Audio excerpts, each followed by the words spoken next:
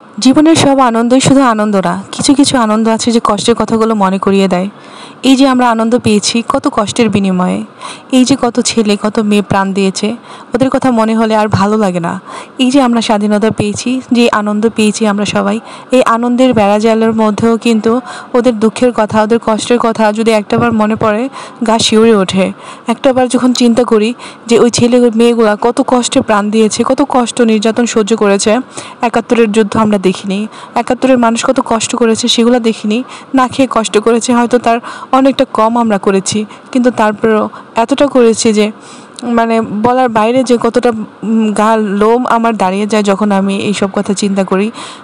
কত কষ্ট করেছে ছাত্ররা, এই কম বয়সের ছেলেদের গায়ে হাত তোলা বা তাদেরকে অত্যাচার করা, এটা কখনোই আমরা আসলে মেনে নিতে পারি না। কোনো যে যে যে দলেরই হোক সেটা বড় কথা নয়।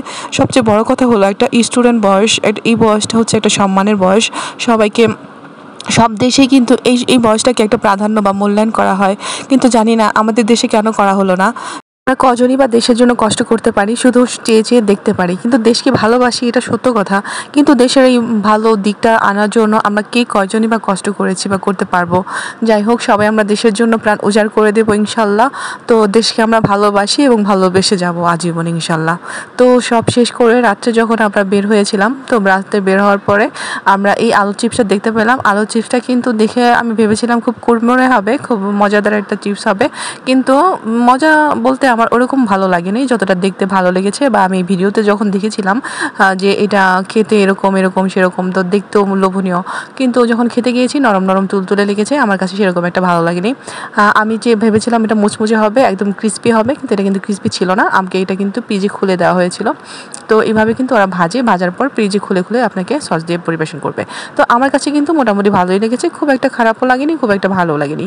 তো আপনাদের কাছে কেমন লেগেছে জানি না।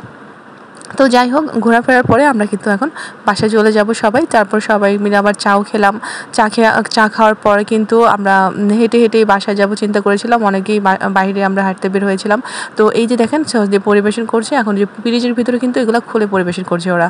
তো যতটা মচমচা ভেবেছে ততটা মচমচা না, এটা একটু নরম তুলতে হবে। তো যাই হোক, আমরা কিন্তু বাসায় চলে যাওয়ার প্রিপারেশন নিয়েছি। আর এটা হচ্ছে দিনের বেলা একটা ঘুরতে গিয়েছিলাম সেই ভিডিওটা তো আপনাদের সাথে শেয়ার করছি। যদি ভালো লেগে থাকে আমার চ্যানেলটাকে অবশ্যই ফলো করবেন, আর হচ্ছে লাইক করবেন, কমেন্টে জানাবেন কেমন লাগছে। আর আমার ভিডিওগুলোকে অবশ্যই আপনারা কমেন্টের মাধ্যমে জানাবেন, ভালো মন্দ সবটাই। আর ফলো দিয়ে রাখবেন চ্যানেলটাকে যদি ভালো লেগে থাকে। আশা করি সবাই ভালো থাকবেন আর আমার পেজের সাথে থাকবেন। আর হচ্ছে সবাই বাংলাদেশকে ভালোবাসবেন, আমরাও সবাই বাংলাদেশকে ভালোবাসি। যেটা বাংলাদেশের জন্য ভালো হবে সেটাই আমরা করব। কে কোন দলে সেটা দেখার কোনো দরকার নেই, যে ভালো করবে আমরা তার সাথেই থাকবো ইনশাল্লাহ। তো আমরা তার সাথেই আছি, আলহামদুলিল্লাহ। সবাই ভালো থাকবেন, আল্লাহ হাফিজ, আসসালামু আলাইকুম।